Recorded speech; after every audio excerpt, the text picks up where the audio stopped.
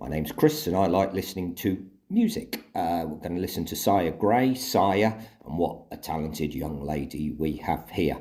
It's more straightforward than the two QWERTY EPs, which were both 10s for me. Not as loopy, so maybe didn't quite as much as those, but it shows what a talented songwriter she is, and there is so much to enjoy. I gave it a 9 out of 10, which I think is right. Let's see what the last listen brings.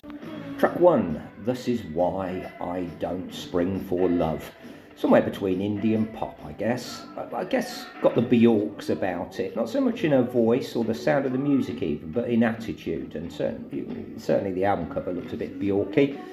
Production that subtly pushes boundaries. You don't know it is until you're sort of on your 10th listen and then you realise what's going on in the background. But most importantly, what a great song. Catchy, uber cool. Not easy to do. A wondrous start. 9 out of 10. Track 2, Shell of a Man, showing the diversity that she has. You know, not in her songs, but also in her voice. These all are growers for sure. Every single track on the album. I wasn't 100% convinced on first listen, but I am 100% convinced now. You know, every note, every change of pace is exactly where it should be. An openness, vulnerability and bravery in the lyrics and singing that you just come across very, very rarely.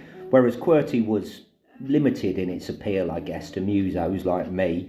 Yeah, this I can imagine everybody enjoying, whether you're 5 or 100. Mellow yet powerful and wonderful. 10 out of 10.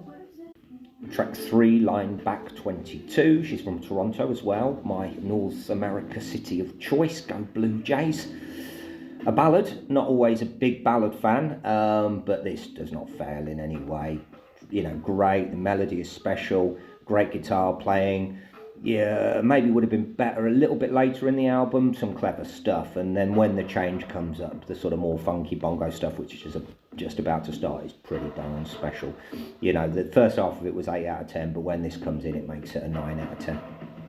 Track 4, Puddle of Me. It's the little things, the way the end of track 3 goes into track 4 that just keeps you interested. You know, excellent background music as well as it is foreground music. One of those albums, if you stick on in company, people will say, oh, this is good, who is it? All the right notes in all the right order to hit your heart and soul. 9 out of 10. Track 5, How Long Can You Keep Up a Lie? First listen, I was just wanting that madness of QWERTY, especially Wink Face, which is my favourite track. But now I just want it exactly the way it is. It's just a chilled experience for sure, but impossible not to love with those melodies.